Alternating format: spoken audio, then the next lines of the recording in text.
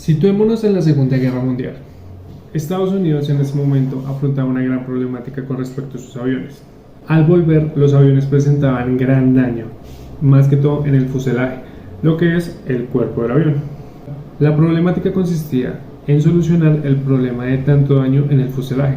El ejército estadounidense vio como opción, ante el problema del daño, blindar más lo que es el cuerpo del avión. Pero esto resultaba dos problemas aún más grandes. El avión resultaba muy pesado y gastaría mucho más combustible. Ante eso, matemáticos y estadísticos de la Universidad de Columbia en Nueva York dieron un análisis ante este problema. Uno de ellos analizó los daños en el cuerpo del avión. Este matemático dio una respuesta ante el problema, pero llenaba de incredulidad, ya que la conclusión al que él llegó es que solo se estaba analizando los aviones que volvían, pero ¿qué pasaba con los que no volvían? Ante eso, con un arduo trabajo de estadística y análisis, dio la conclusión que los aviones que no volvían era porque el mayor daño se recibía en los motores, dando así una respuesta de blindar más los motores. Esta es una historia que quiero dar de ejemplo ante mi proyecto y mi trabajo de tesis. Con esta historia quiero dar a entender el hecho de que ante un problema no solo hay una solución.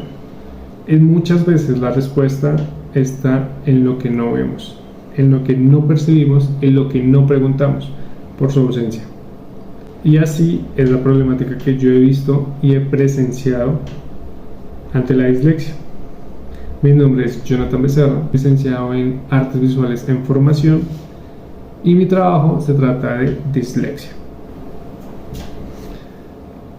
En nuestra etapa joven, en nuestros inicios de vida, nos enseñan tantas cosas que esperan y serán útiles para nuestra vida. Nos enseñan de historia, matemática, lenguaje, pero principalmente me quiero centrar en ese aspecto del lenguaje. El ser humano tiene un constante interés en comunicar. Se puede decir que es su sentido de ser, el expresar de diferentes formas. Nos enseñan símbolos y códigos que usaremos más adelante para comunicarnos y usar el lenguaje, ya sea español, ya sea inglés, lenguaje de señas, entre otros. Pero principalmente aprendemos lo que es símbolos. Pero existe ese problema de la dislexia. El no reconocer estos símbolos, estos significados y estos iconos. Es probable que desde generaciones atrás hayan habido individuos que tuvieran este problema de reconocimiento. Y el problema es cómo esos individuos van a sobrevivir ante esta dificultad, el no reconocer el mismo lenguaje, tener gran dificultad de reconocer, de expresarse, de comunicarse, y más que todo, actualmente en un problema que termina siendo cognitivo. De mi parte puedo decir todo esto ya que yo soy disléxico. Como investigador me agrego a esta tesis y puedo hablar desde una perspectiva personal como persona que tiene este trastorno neurológico. O bueno, así es como se definía antes, desde sus inicios. Con Janet en 1999, López Corado en 2016, con trabajos de Gall y Spulsen en 1910, se inició una investigación ante este problema de lectura-escritura.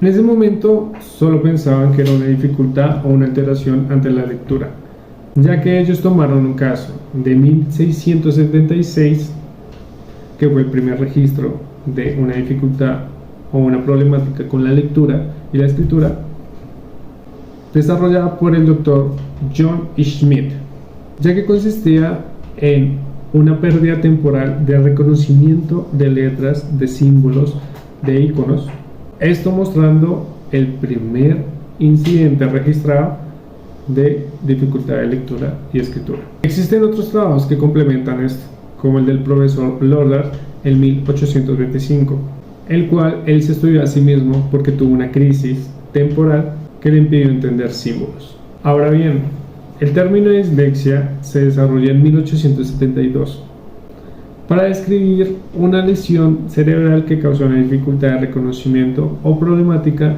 en la lectura y escritura. También hay otros registros que muestran que la dislexia también se asociaba al aspecto de la visión, generalmente como si fuera un astigmatismo o miopía. Entonces no se entendía o no se analizaba a profundidad de que era un problema neurológico en ese entonces.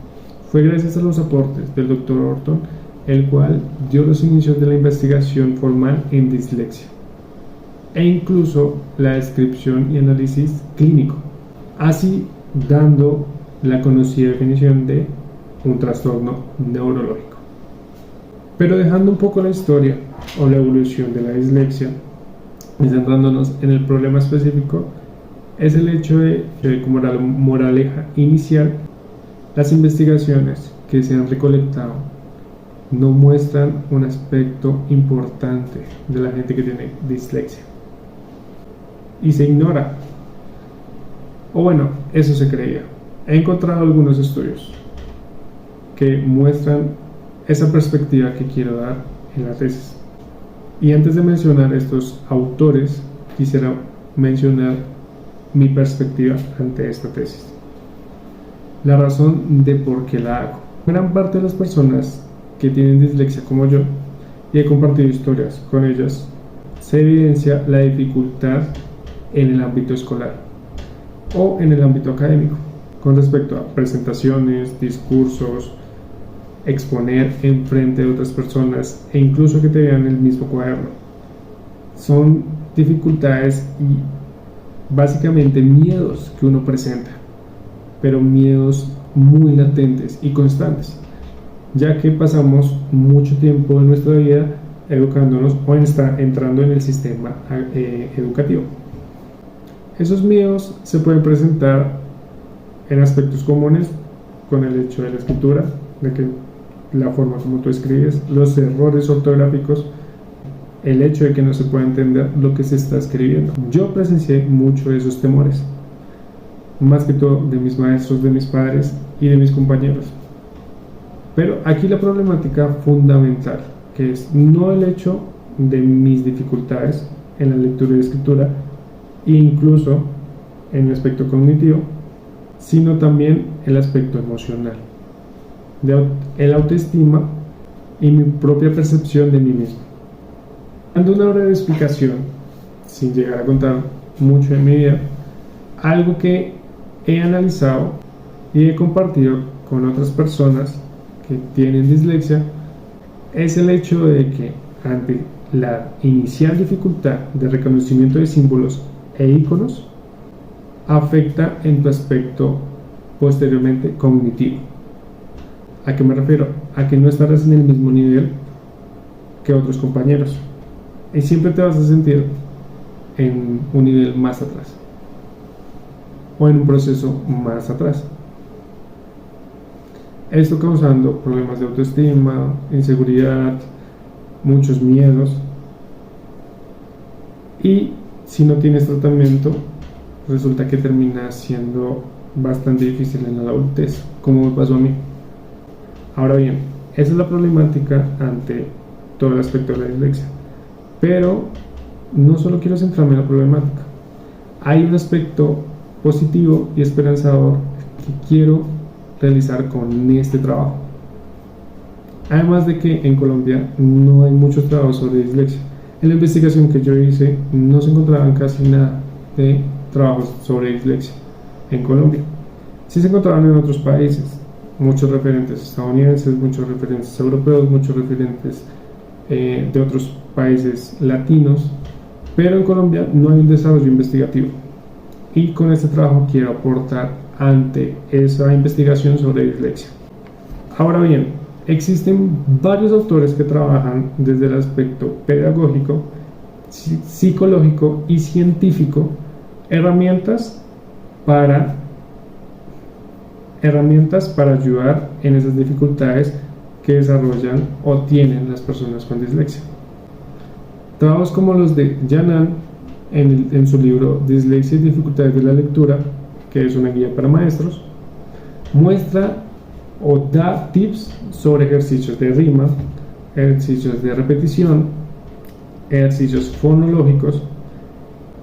Él define que tenemos tres diccionarios principales: el de iconos y símbolos, que es el de imágenes, el diccionario escrito, que básicamente es lo que es fonológico, y los símbolos para la escritura de la palabra, y el tercer diccionario, que son las definiciones.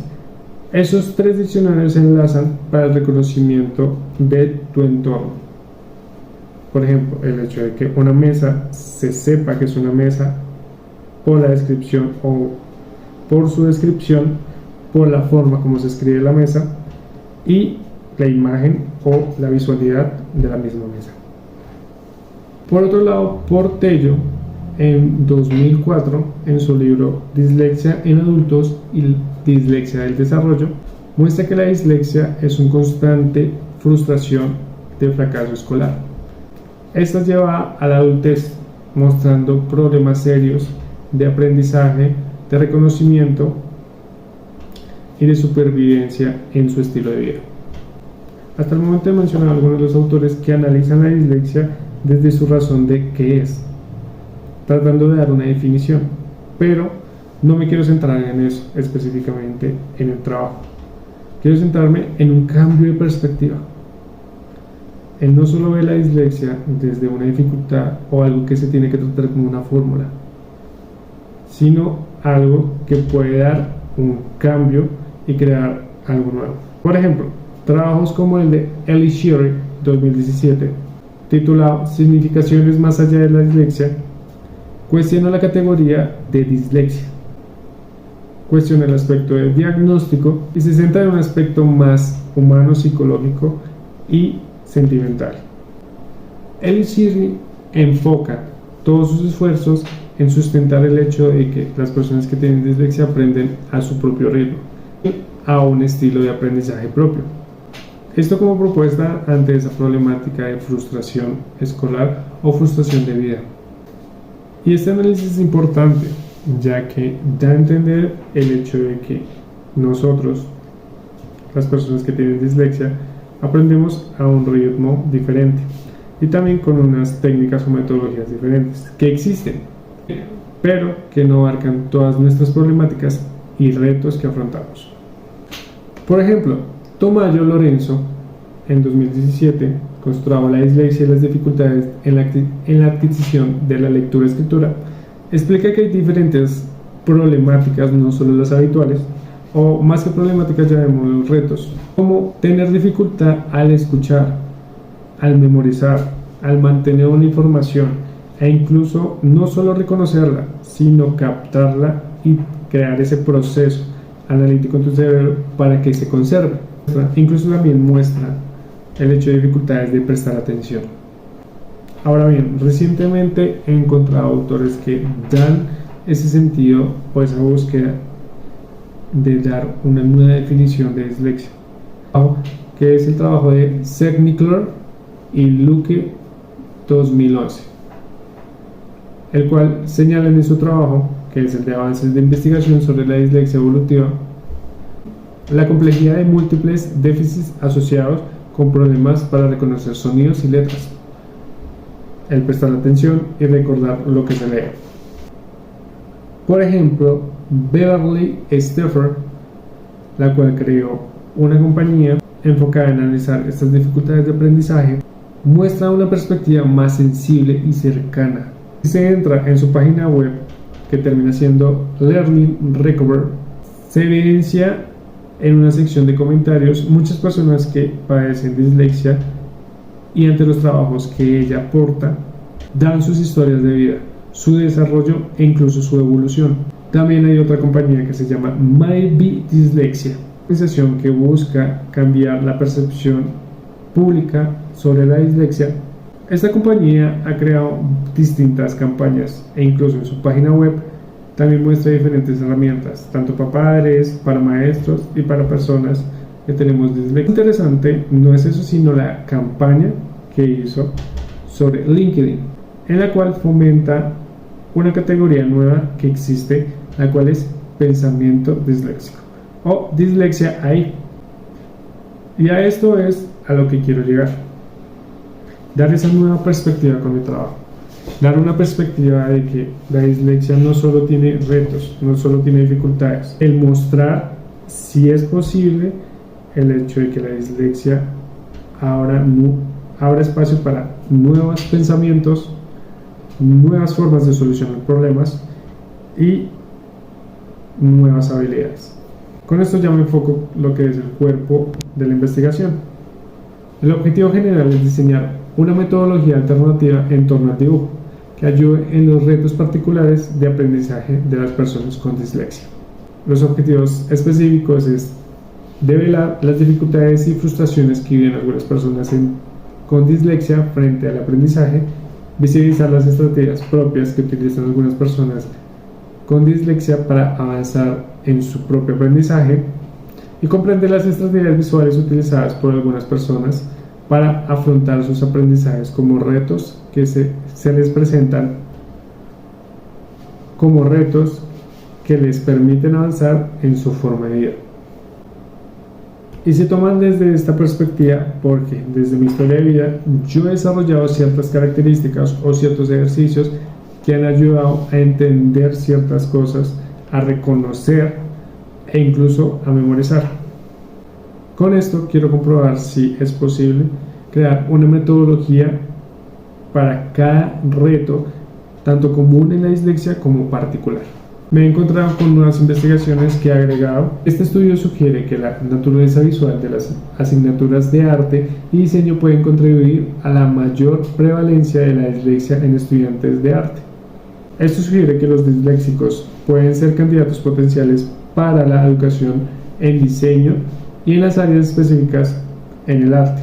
Además, también mostrando no solo la creación de un nuevo pensamiento o unas nuevas habilidades, sino también el hecho de unir las artes con la dislexia incentiva a superar esos problemas de autoestima y emociones fuertes que presenta una persona con dislexia, realizando un estudio de niños y adolescentes que tienen dislexia o que parecen que tienen dislexia. En el aspecto metodológico hay varias opciones que estoy planteando o estoy viendo realizar. Una de ellas es recolectar la experiencia de vida disléxica, solo centrada en la dislexia, de cada niño y agregar incluso la mía, desarrollado por talleres y algunos juegos encontrados en trabajos anteriormente. En realidad, por lo que me voy a decantar posiblemente o enfocar es la sistematización de experiencias. Este estudio se va a hacer en la ciudad de Bogotá en un colegio que se llama APE, el cual tiene un carácter privado, inclusivo y holístico.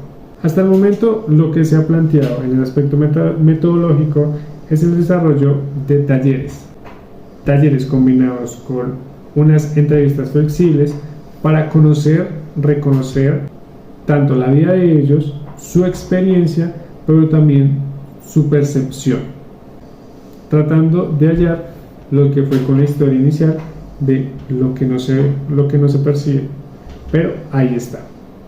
Hasta el momento se ha trabajado con los niños, se han desarrollado ciertas actividades e incluso por esa razón he visto eso de que lo que no se ve, lo que se está omitiendo, ya que muchos de ellos mencionan esa percepción de sí mismos ante su familia, el hecho de que no ven esas problemáticas, de que no ven esos retos, de que no los entienden, de que solo ven que sí, no pueden leer bien o no pueden escribir bien. Por el momento la idea es recolectar todo eso y hacer posiblemente una triangulación para dar la culminación de este trabajo. Espero que se haya entendido todo. Posiblemente hay vacíos, hayan preguntas, porque me resulta difícil expresar de forma verbal. Espero entregar un buen trabajo que sea bastante significativo, no solo para la universidad, sino también para todas esas personas con dislexia, para investigadores que vayan a trabajar en eso y para aportar en todo el aspecto investigativo de la dislexia, pero en esa nueva perspectiva, en un pensamiento disléxico.